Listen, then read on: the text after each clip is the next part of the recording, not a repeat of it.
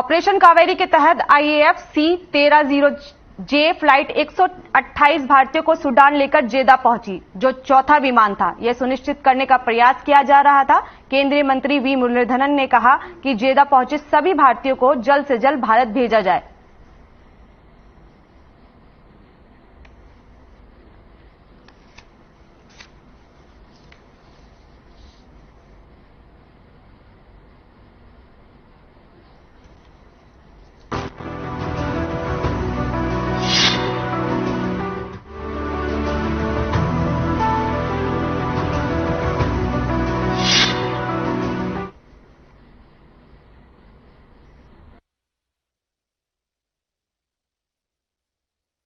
दिल्ली के प्रगति मैदान में 70 देशों के प्रतिनिधियों के साथ भारत के सबसे बड़ा चिकित्सा यात्रा सम्मेलन और एक्सपो का आयोजन किया जा रहा है। सरकार ने बताया कि यह सम्मेलन G20 भारत की अध्यक्षता के एक पृथ्वी, एक परिवार, एक भविष्य की थीम पर किया गया है। इस सम्मेलन में 125 प्रदर्शक और अफ्रीका, पश्चिम एशिया, राष्ट्रमंडल के स्वतंत्र राष्ट्र, दक्षेश और अभियान सहित करीब 70 देशों के 500 विदेशी प्रतिनिधि शामिल हो रहे हैं। सम्मेलन के दौरान स्वास्थ्य एवं परिवार कल्याण मंत्रालय, पर्यटक मंत्रालय, विदेश मंत्रालय, वाणिज्य एवं उद्योग मंत्रालय, आयुष मंत्रालय के विशेषज्ञ और स्वास्थ्य उद्योग के शीर्ष हस्तियां पैनल पर चर्चा करेंगी। स्वास्थ्य मंत्रालय के अधिकारियों ने बताया कि इस योजना का उद्देश्य भारत की चिकित्सा और मूल्य आधारित यात्रा की ताकत को प्रदर्शित करना और देश के स्वास्थ्य कार्यबल के निर्यातक और उच्च आधारित स्वास्थ्य सेवा प्रदाता के रूप में प्रदर्शित करना है। उन्होंने बताया कि सम्मेलन में दिखाया जाएगा कि कैसे भारत विश्व स्तरीय स्वास्थ्य सेवा केंद्र के तौर पर उभर रहा है।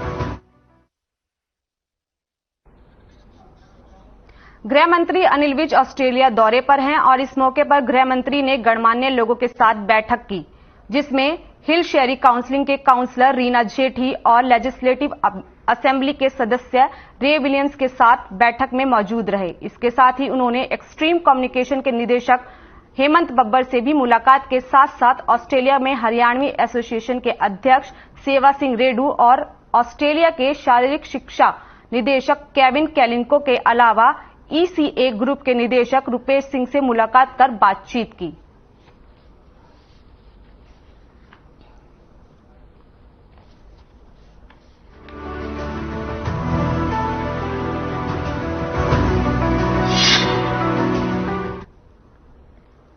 बीजेपी प्रदेश अध्यक्ष ओम प्रकाश धनखड़ हरिद्वार दौरे पर हैं। हरिद्वार पहुंचने के बाद धनखड़ ने हरि की पौड़ी हरिद्वार में गंगा जी की पूजा की, साथ ही मां गंगा की आरती भी उतारी।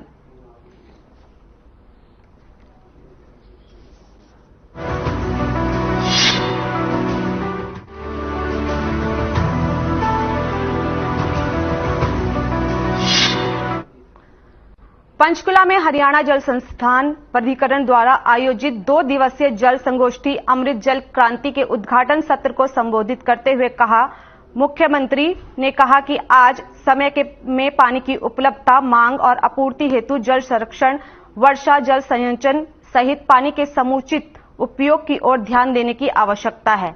हम सभी का दायित्व बनता है कि जिस प्रकार हमें विरासत में हमारे पूर्वजों ने पानी दिया है, उसी प्रकार हम भी आने वाली पीढ़ियों को विरासत में जल दें, जिसके लिए पानी बचाना ही एकमात्र उपाय है। भागीदारी के सफल नहीं हो सकता, इसलिए सरकार के साथ साथ इनमें सहयोग करना होगा। अपने स्तर पर पानी बचाने की मुहिम को मिशन मोड में लेना होगा। साथ ही मुख्यमंत्री ने कहा कि पिछले 8 सालों में राज्य सरकार द्वारा जल संरक्षण की कई योजनाएं बनाई गई हैं, जिसकी सराहना पीएम मोदी द्वारा अन्य संस्थाओं ने भी की है।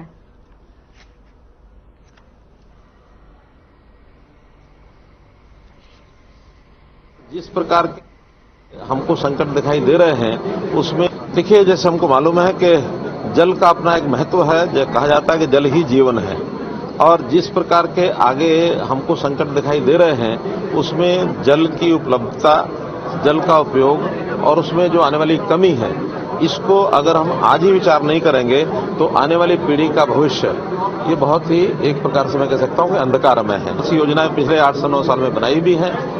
2 साल की हमने द्विवार्षीय जल प्रबंधन योजना पर भी काम किया। उन सब प्रोजेक्ट्स के ऊपर अब इस जो जल गोष्ठी है, इसको प्रधानमंत्री जी ने भी अमृत जल क्रांति ये नाम दिया है। तो उस अमृत जल क्रांति के अंतर्गत अभी भी काम करना जो शेष है, 10 विभागों की ये गोष्ठी हमारी है। उसके अंदर पानी की प्राप्ति जो हमको हो रही है, उसमें जहां जहां अड़चने और कैसे उसको ठीक किया जा के जो हमारे प्रदेश पहाड़ी प्रदेश है, हिमाचल प्रदेश है, उत्तराखंड है और हमारा जो शेयरिंग है वो उत्तर प्रदेश के साथ भी है, राजस्थान के साथ भी है, पंजाब के साथ है। तो ये सारी चीजों के ऊपर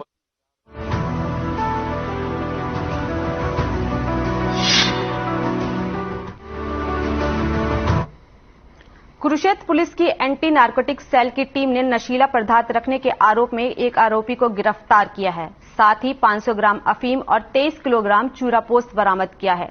पुलिस के अनुसार आरोपी अन्य राज्यों से नशीला पदार्थ लाकर सप्लाई करता था। जानकारी देते हुए एंटी नारकोटिक सेल प्रभारी निरीक्षक मनदीप सिंह ने बताया है कि पुलिस की गुप्त सूचना के आधार पर मलकीर सिंह उर्फ पोला चूरापोस्त व अफीम बेचने का काम करता था, जो अपने ट्रक पर अन्य राज्यों में चूरापोस्त और अफीम की सप्लाई करता था। पुलिस ने सूचना पर नाकाबंदी कर मलकीर सिंह उर्फ पोला को काबू में किया। उसकी ट्रक की तलाशी लेने पर उसके कब्जे से 500 ग्राम अफीम और 23 किलोग्राम चूरापोस्त बरामद हुआ।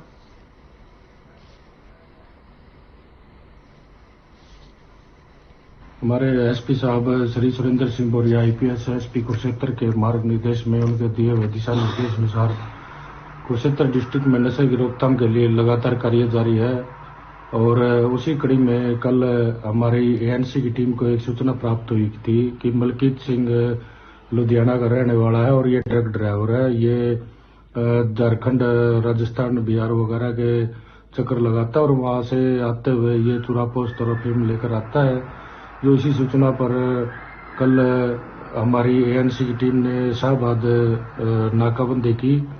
नाकाबंदी के दौरान ये ट्रक आता हुआ दिखाई दिया, जिसको रुकवाया और मौका पर डीएसपी साहब शाहबाद श्री रणधीर सिंह जी को मौका पर बुलाया गया, जो इसके तलाशी ली गई। तलाशी के दौरान इसके कब्जा से 23 किलो चूरापोस्त, आधी किलो अफीम बरामद हुई, जिसके खिलाफ एनडीपीएस एक्ट के तहत केस रजिस्टर्ड शाहबाद थाने में करवाया गया।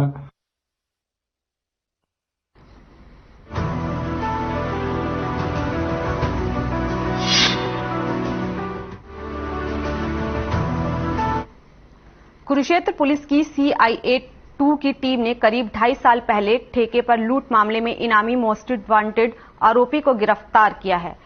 आपको बता दें कि अपराध अन्वेषण शाखा 2 के टीम ने वर्ष 2020 के पहवा ठेके में हुई लूट के मामले में मोस्ट वांटेड इनामी आरोपी गुरप्रीत सिंह उर्फ लाडीवासी चोरा जिला पटियाला को गिरफ्तार करने में सफलता हासिल की है।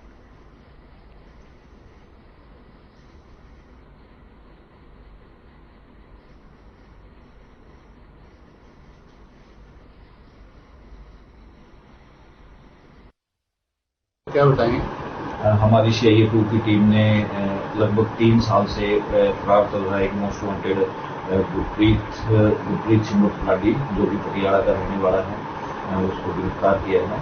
इसने वर्ष 2020 में, अगस्त 2020 में पेहवा एरिया में एक हथियारों के बल पर लूट की थी। तो हमारी CIA 2 की टीम ने इसको गिरफ्तार किया है और जिला पुलिस की तरफ से भी इसके ऊपर इनाम था और इसके ऊपर पहले भी हत्या व हत्या के प्रयास के कई मुकदमे दर्ज हैं।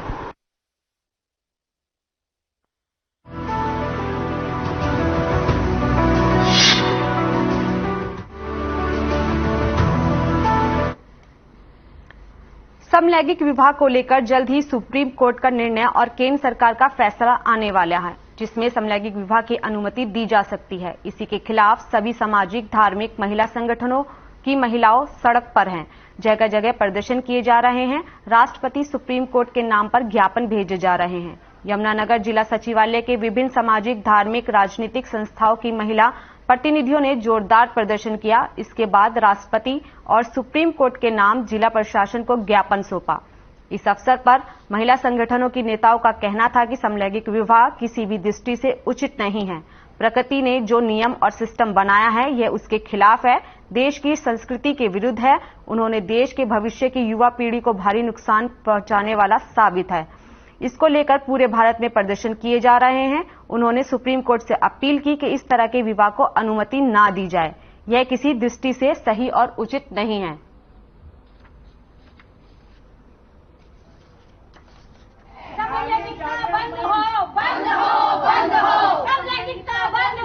मैं जो ये न्यायाधीश जी से मेरी विनम्र प्रार्थना है, जो ये समलैंगिक विवाह के का कल ये जो आने वाला है निर्णय जो आने वाला है, हम सारे नारी मिलकर, हम सब महिलाएं मिलकर इसका पुरजोर विरोध करते हैं। इसके जो घातक परिणाम आने वाले हैं वो अभी हमारे ना तो बच्चे समझ पा रहे हैं, ना हमारी न्यायपालिका समझ पा रही है। आप ये देखें कि शुरू से ही एक प्रकृति कि हाँ भाई नारी और पुरुष दोनों मिलकर अपने गृहस्थी का जो है गृहस्थी का शुभारंभ करते हैं। उसमें क्या 7 फेरे लिए जाते हैं, दोनों आते हैं और अपनी गृहस्थी सुचारू रूप से चलाते हैं। मगर इससे क्या होगा कि उनका ये सिर्फ एक आकर्षण है कि हाँ भाई दोनों विवाह करेंगे। विवाह करके वो करेंगे क्या, मुझे समझ नहीं आ रहा है कि दोनों का होगा कैसे।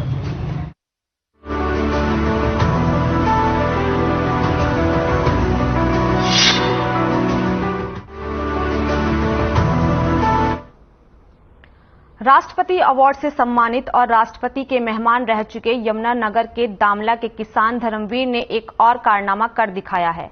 उन्होंने एक ऐसी मशीन बनाई है जो आज की लेबर की किल्लत और डीजल पेट्रोल के खर्च को बचाते हुए 10 मजदूरों का काम एक साथ करेगी। यमुनानगर के गांव दमला में रहने वाले किसान धर्मवीर कंबोज लगातार कोई न कोई आविष्कार करते रहते हैं। उन्होंने पहले मल्टीपर्पज मशीन बनाई थी जिसमें उन्होंने राष्ट्रपति प्रणब मुखर्जी द्वारा सम्मान हासिल किया था, बल्कि 21 दिन तक वे अपने यहां मेहमान बनाकर भी ठहराया गया था। अब किसान धर्मवीर कंबोज अपने पोते देविक के आइडिया पर ऐसी मशीन बनाई है जो 10 मजदूरों का काम एक साथ कर सकती है। धर्मवीर कंबोज का कहना है कि बिना पेट्रोल, बिना डीजल, मात्र बैटरी से चार्ज करने वाली सौर ऊर्जा से चलने वाली ये मशीन अकेले 10 मजदूरों के काम करेगी। कोई बागवानी का काम करता है, कोई खेती का, उसमें यह कारगर साबित होगी। उन्होंने बताया कि उनके पोता जो 4ठी कक्षा में पढ़ता है, देविक ने लेबर की कमी और महंगाई को लेकर इसको लिए आइडिया दिया था, जिस पर उन्होंने ये मशीन बनवाई है।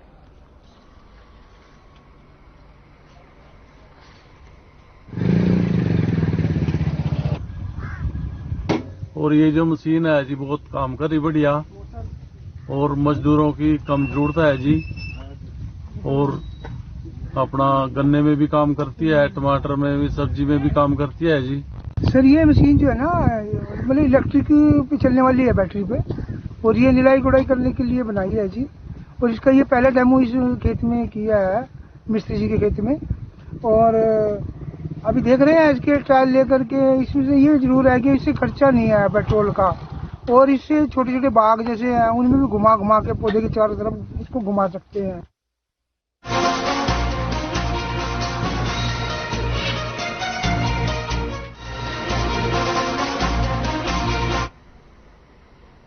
परिवहन मंत्री मूलचंद शर्मा चंडीगढ़ से बल्लभगढ़ विधानसभा पहुंचे। उन्हें रेस्ट हाउस में हरियाणा शहरी विकास प्राधिकरण पीडब्ल्यूडी के अधिकारियों के साथ मीटिंग की। इस दौरान मूलचंद शर्मा ने बल्लभगढ़ विधानसभा और तिगांव विधानसभा के करीब 47 करोड़ रुपए की सौगात दी और मामले पर जानकारी देते हुए बताया कि इससे हजारों लोगों को लाभ मिलेगा। बता दें कि मूलचंद शर्मा बल्लभगढ़ सेक्टर 2 में लोगों की पॉली क्लिनिक की सौगात दी है और सेक्टर 62, 63 और 64 में खराब हुई सड़कों का कायाकल्प करने के लिए अधिकारियों को जल्द से जल्द कार्य शुरू करने के लिए दिशा निर्देश दिए हैं।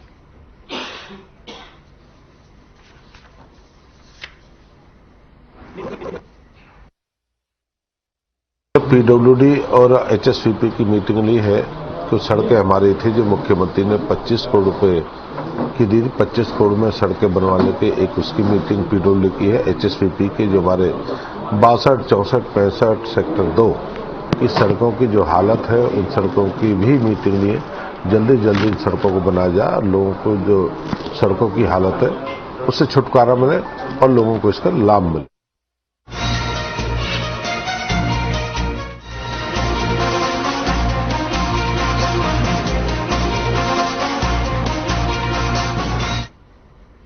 चरखी दादरी में दिल्ली के जंतर मंतर पर खिलाड़ियों द्वारा किए जा रहे धरना प्रदर्शन के समर्थन में रोष मार्च निकाला गया, जिसमें विभिन्न संगठनों के पद अधिकारियों ने भाग लिया। रोष प्रदर्शन में फोगाट खाप, सागवान खाप सहित विभिन्न कर्मचारी संगठनों ने भी भाग लिया। दादरी रोज गार्डन में सभी संगठनों के पद अधिकारी इकट्ठा हुए और रोष प्रदर्शन करते हुए जिला आयुक्त कार्यालय पहुंचे, जहां उन्होंने प्रधानमंत्री के नाम पर ज्ञापन सौंपा।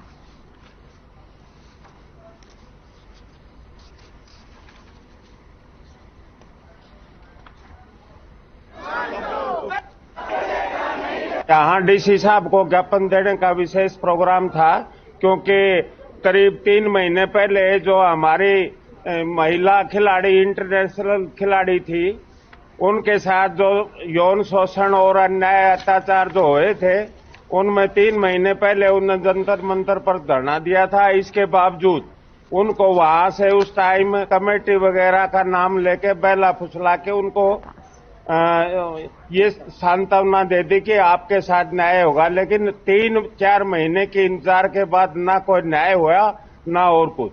अब इसके बाद 4-5 दिन से उन सभी लड़कियों ने और सारे खिलाड़ियों ने वहां जंतर मंतर पर धरना दे रखा है और उनके समर्थन में यहाँ आज हमने डीसी साहब को ज्ञापन दिया है। अंतर्राष्ट्रीय और राष्ट्रीय महिलाओं का जो यौन शोषण का ये जो मामला है, ये 3 महीने पहले भी ये मामला आया था, लेकिन उन बच्चियों को उस टाइम पे बेला फुसला के कमेटी का नाम लेके उनको उठा दिया गया। हम तब भी उनके साथ थे। आज फिर वो उन्होंने अपील की है कि हमारे साथ धोखा हुआ, और उस कमेटी के अंदर जो हमारी चेयरमैन है बबीता फोगाट जी, वो भी रेसलर हैं, वो भी उस कमेटी का एक हिस्सा थी, और वो आज ये कह रही है कि मेरे से दबाव देके सिग्नेचर करवा लिए गए। पुख्ता जानकारी के अभाव में पुलिस शव की शिनाख्त नहीं कर पा रही है। साथ ही मामले पर पुलिस को अंदेशा है कि शराब के नशे के कारण मृतक जोहड़ में गिर गया और उसकी मौत हो गई। वहीं मामले पर एक श्रमिक नसीफ का कहना है कि मृतक करीब 2 महीने से भट्टे का काम कर रहा था। इसके परिवार की किसी श्रमिक को कोई जानकारी नहीं है। फिलहाल इस मामले में जांच अधिकारी कृष्ण कुमार का कहना है कि शव कब्जे में लेकर पोस्टमार्टम के लिए करनाल भेज दिया गया है और मामले पर आगे की जांच की जा रही है।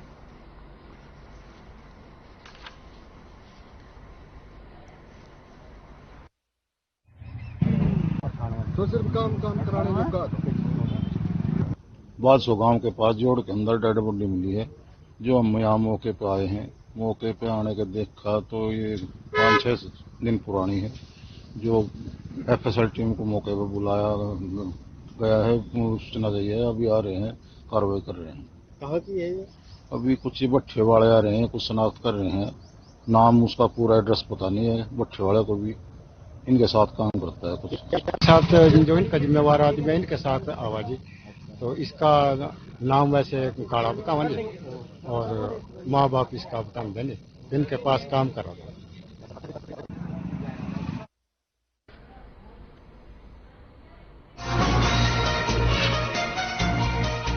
जिले के गांव हसनपुर में देर रात 2 कारों में आमने सामने टक्कर हो गई। टक्कर इतनी जबरदस्त थी कि कार में बैठे मां बेटे की मौत हो गई, जबकि साथ में पति और देवर गंभीर रूप से घायल हो गए। को देखते हुए रोहतक पीजीआई में रेफर कर दिया। वहीं पुलिस ने इस पूरे मामले में जांच कार्यवाही शुरू कर दी है।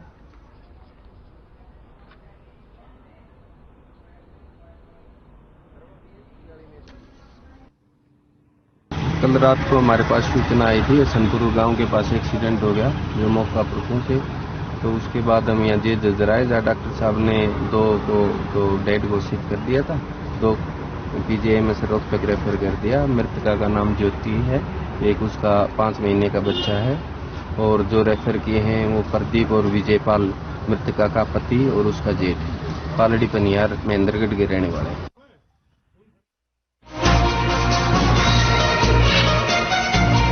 और एक्साइज की टीम ने मिलकर संयुक्त कार्यवाही की। बता दें कि नीलम चौक स्थित शराब के ठेके पर भारी मात्रा में ब्रांडेड बोतलों की शराब की सस्ती भरकर बेची जा रही थी, जिससे ठेका संचालक मोटा मुनाफा कमा रहे थे। बता दें कि ब्लैक लेवल, जैक डेनियल, टकीला ब्रेनको, ग्रैंड पीपल वुड, ब्लू लेबल और गोल्ड लेबल जैसी ब्रांडेड शराब की बोतलों में सस्ते दामों की शराब भरकर बेचा जा रहा था।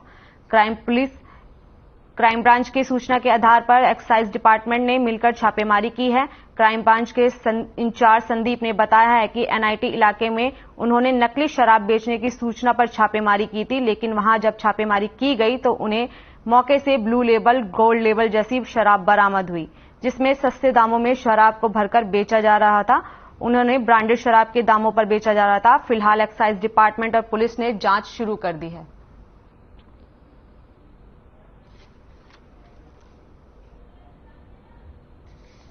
मैंने अभी आपको बताया कि एफआईआर नंबर 243 PS कोतवाली के संबंध में हम ये निरंतरता में ये कार्रवाई कर रहे हैं। इसमें एक्साइज डिपार्टमेंट की सहायता ली जा रही है, उनको इस तफ्तीश में शामिल करके और आगे की कार्रवाई कर रहे हैं। इसमें महंगे ब्रांड जो थे उनमें नकली बोटलिंग की जा रही थी। ये बात आप समझिए कि ओशियन ब्लू, रॉयल स्टैग और जो छोटे ब्रांड है उनको रॉयल एब्सोल्यूट और gold level, black, blue level, Shivas Regal, इस तरह की शराब बनाई जा रही थी छोटे ब्रांड। कितनी बोतल है? ग्रांड ट्रिपल वुड की 107 है, जैक डेनियल की 24 है और टेकीला की 12 बोतल है। किस तरह की कार्रवाई की जाएगी? के खिलाफ अभी हम इसका अपना हेड ऑफिस में केस बना के भेज रहे हैं, ब्रीफ केस। कमिश्नर एक्साइज इस पे एक्शन लेंगे। क्या पेनल्टी लगाते हैं, लाइसेंस कैंसिल, सस्पेंड करते हैं, वो उनके।